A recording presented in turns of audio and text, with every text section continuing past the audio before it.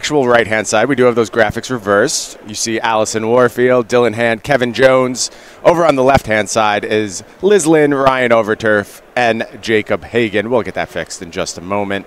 See the players looking through openers now, killing a little time before we head down to the feature match area and see this interesting kind of a linchpin of Modern at this point. It's the humans versus, is it Phoenix? Ostensibly with a little bit of sauce from Ryan Overturf sprinkled on top. Yeah, I mean, the main deck just has the traversal vault, but the sideboard's where it gets a bit more interesting. Access to a big burst of life game with the 1-mana Life Goes On, as well as a splash of Ancient Grudge. We've seen splashes out of Is That Phoenix before, but usually those splashes are relegated to sideboard cards. Ryan going for that, 4-copy of Traversal Overwhelmed, pretty hardcore green package here in the main. Ryan is going to start with that Mishra's Bauble. Goes ahead and cracks a fetch land. Searches for an untapped Steam Vents. Plays a Serum Visions. And we're 3/4 of the way to Delirium already. You can see how this makes an effective ad for this Temur Phoenix deck. Right, and honestly, the way that this deck is built kind of makes me think there might be a version of this deck that can play Death Shadow and Street Wraith to help turn on the Traversal Ulvenwald Delirium. Obviously, that would require either playing 4 colors, but the way the deck fetches up Shocklands as well as plays Mishra's Bauble, I mean, I just want Street Wraith. If he Street Wraith right now, he'd be able to traverse the Ulvenwald. And Death Shadow, obviously, a very powerful card when combined with dealing yourself some damage and filling your graveyard with Delirium with things like Street Wraith. Love me a hybrid deck. Love when we can smash 2 archetypes together and come up with something new and exciting. There you see the best, probably, turn 1 start for the humans deck. It is Champion of the Parish. It's the third best. Third best? Have you never played the deck? Oh, you've never played the humans deck, buddy. It's okay. I've been the humans deck a lot, but no, I have actually never played the humans deck. Because they always start with Champion of the Parish against you. Maybe it is. My weakness as a humans player has been put front and center by Todd Anderson. No, the thing about this deck is that your three 1-drops are basically significantly good in different matchups. Noble Hierarch is pretty good when you can ramp into turn 2 Mantis Rider, and then you need that +1/+1 ability over the course of the first few attack steps. Champion of the Parish is much better, though, against combo decks, where you want to go turn 1 Champion and turn 2 Thalia. So, and then Aether Vial is the best generic. If you're on the play and you can turn 1 Aether Vial, that's what you always do. So how about we say the biggest 1-drop? It is instead? The biggest, yes. Okay. All right. So this Kitesail Freebooter coming down here on turn 2, looking to strip something away from Overturf. The Lightning Bolt is the easy pick because that's the one thing that can kill a creature from Dylan Hand's side of things. But there's a very good chance that Manamorphose allows Overturf to actually transform the Thing in the Ice next turn, bouncing both creatures, giving him back his Lightning Bolt, and attacking in for 7. The free spells like Gutshot and Manamorphose are particularly devastating when combined with Thing in the Ice because they allow for that turn 3 transformation. I think this is a really difficult decision for Dylan Hand. I agree. And he is going to go with the Manamorphose, recognizing your line that you discussed. Here you see Champion of the Parish.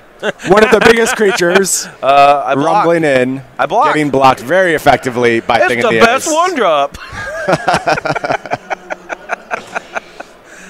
It wouldn't be that much better here if it was Aether Vial, but Noble Hierarch might have let him kind of explode onto the board a little bit. But at this stage, none of the 1-drops are going to be all that effective against the Thing in the Ice start with a potential turn 3 transformation. Right, Thing in the Ice blunting basically anything the humans can do very early on. Yeah. Here you see that Lightning Bolt being cast, gonna get back the Manamorphose. There's the problem. Really no good answer on Dylan Hand's side. The land was what he needed, and now he's going to be able to transform this quite easily. Just makes blue-red and can cast cantrip, transform, bouncing Champion of the Parish. Aether Vial would be a lot better here. Yes. That I see, Todd. I'm gonna stop digging on you. I'm sorry. You have convinced me. I recognize my weakness as a humans player. Ooh, that's a good top 2. That looked like a Snapcaster Mage and a Traverse the Ulvenwald on top of the deck. And he's going to be casting Faithless Looting this turn as well. So he's got to figure out the sequencing, but I think he should keep both of these cards. He disagrees. Says Uvenwald's going to the bottom. No, that's fine. He's got his threat in hand with Crackling Drake. I mean, you can see some basis for being like, I don't really need anything else. And he also has a huge thing in the ice, Awoken Horror on the table now. Yeah.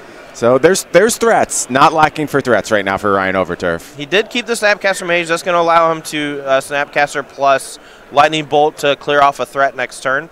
Something like Mantis Rider could fly over this giant Awoken Horror and present a real clock.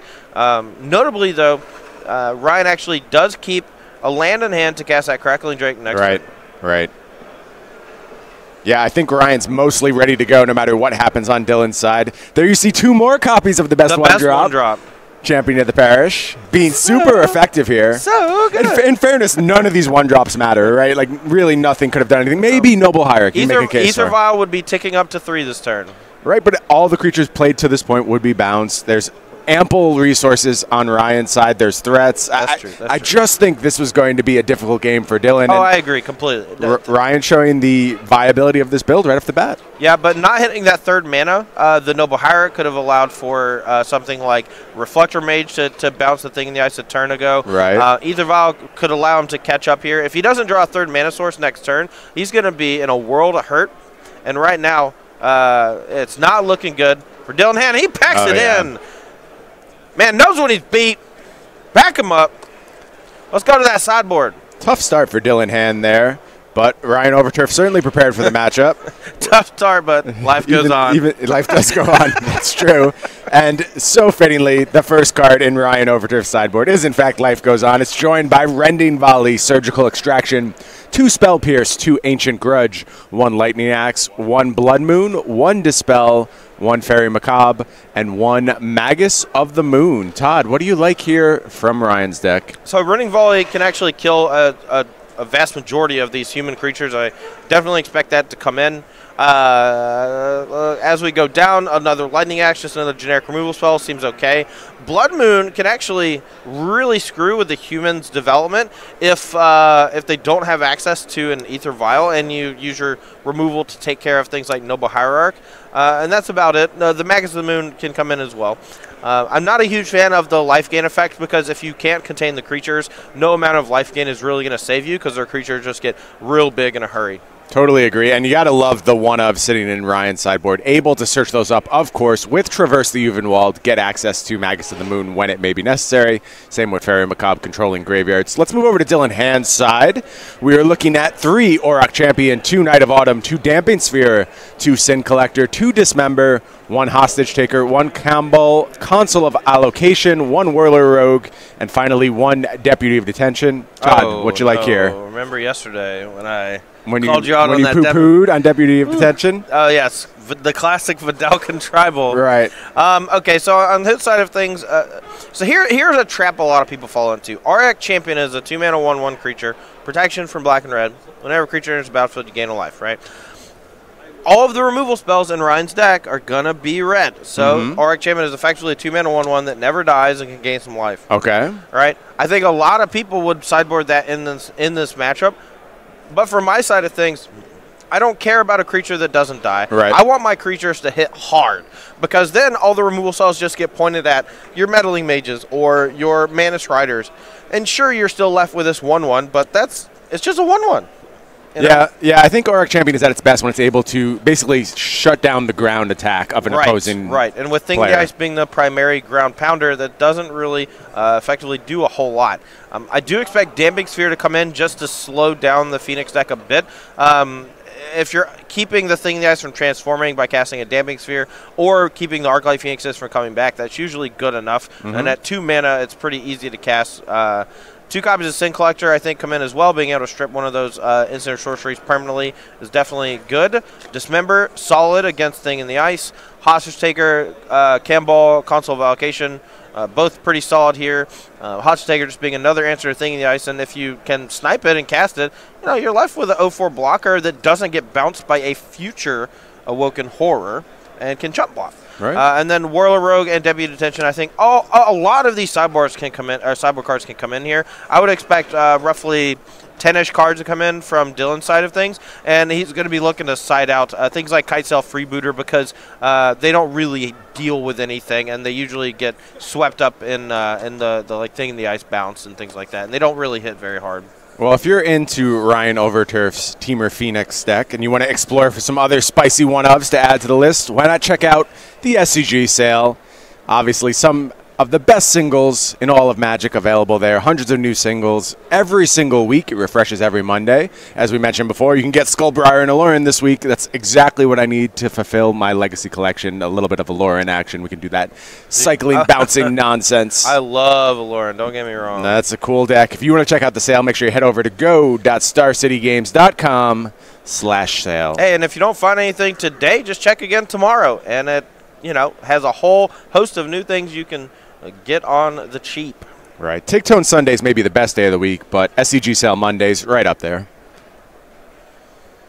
I see a good start for the team of Lynn, Overturf, and Hagen. They've all taken their first games. Here we have maybe the actual best one drop from humans in Aether Vial, played by Dylan Hand. Yeah, Aether Vial is my pick for best one drop in the deck. Mostly because it's so bad as the game progresses, and if you have it on turn 1, the texture of your hand changes completely. How your opponent has to play against you changes because you start operating occasionally at instant speed with things like Meddling Mage in response to a Manamorphose, or you could do something like that, or you could potentially use Reflector Mage mid-combat to bounce like an Arclight Phoenix when they're trying to attack for lethal. There's a lot of really interesting, sweet things you can do with Aether Vial, and it doesn't, get swept up with the removal or the thing in the ice. Overturf, on his turn, did a Fetch Shock, Serum Visions combination. Meanwhile, Hand takes the turn back, has the one drop in Champion of the Parish, but no second land for Hand. You can mitigate that with Aether Vial. It's okay that Humans deck can still play in this situation.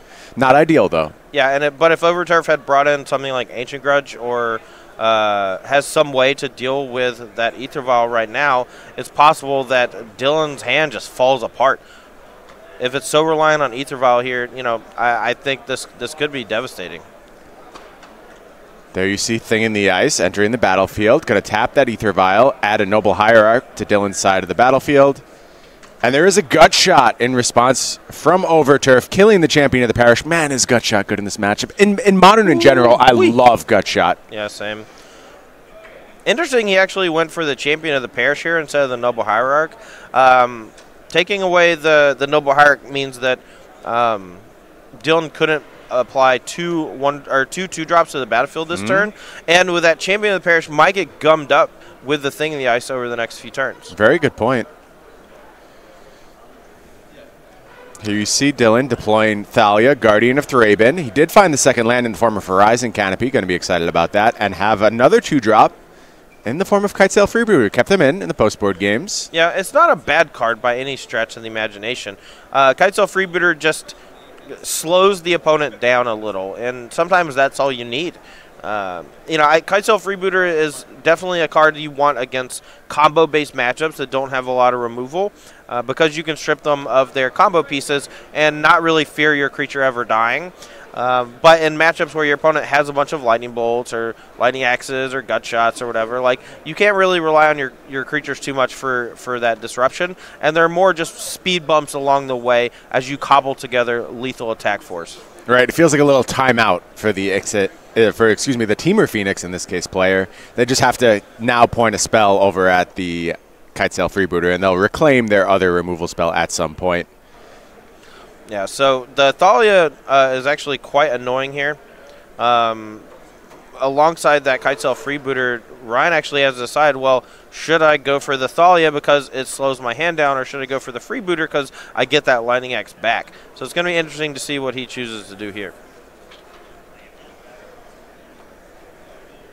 Definitely wants to get that Thing in the Ice flipped, kind of reboot this game and get back to a point where can start doing the things that the Temur Phoenix deck loves to do, getting free creatures, molding hands.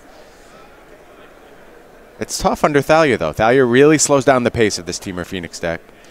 All right, so here we're going to see Dylan Hand actually choose to leave this on 2, and he's getting punished a bit with that Mana Strider in hand. I'm curious as to that decision, but he knows there's a lightning bolt on the other side of things. What he could have done, he wants to leave the Ether Vial on 2 because he has Thalia's Lieutenant in hand, and he wanted to do a weird surprise attack where he wanted to draw red mana, cast Mana Strider, go for a big swing, and then in response to the bolt on the Mana Strider, he wanted to vial in the Thalia's Lieutenant and protect it from that known lightning bolt. At this juncture, though, I think that he needs to just use his Ether Vial efficiently, and instead he's just like missing out on a big chunk of damage this turn. Yeah, it feels like he's on a reverse clock, kind of. Like, at some point that thing in the ice is going to be problematic, and you need to assert yourself as much as possible so you're able to just, put a hasty threat on the board and end the game at that point if you've done enough damage in the early game. Not going to happen, though, missing that Mantis Rider on that turn. And here you see a Lightning Bolt on the Thalia. That's really going to unlock Overturf's mana as he heads into his next turn. Except the backup Thalia off of the Ether Vial here going to continue to slow Ryan down. But he does have that 4th land drop. He has a Faithful Suiting. If he's able to find another 1-mana spell off of this Faithful Suiting, he can cast it and transform that thing in the ice into a Woken Horror. Start going for the jugular. And there is the Serum Visions. Well, we see Lynn has gone up 2-0 into her match, and it sounds like our other match is on the verge of ending as well over in Standard. I think we're going to move over to that match. This may be an absolute drubbing for the hands it may of be Warfield a clean sweep. Jones. But it looks like the match is going to end here between Jacob Hagen and Kevin Jones. So let's take a live look in at that. As Kevin is being beaten down ferociously by the white creatures of Azorius aggro from Jacob Hagen. Yeah, this Azorius aggro deck that's been cropping up lately is really tough for a lot of these Phoenix decks to deal with because their spot removal is pretty bad against things like History, Benalia, and just a spray of 1-mana creatures. Jones doing his best to just form some kind of defense with that Terramander. You see the hand of Island. Looks like he has a play here. It's a Crackling Drake.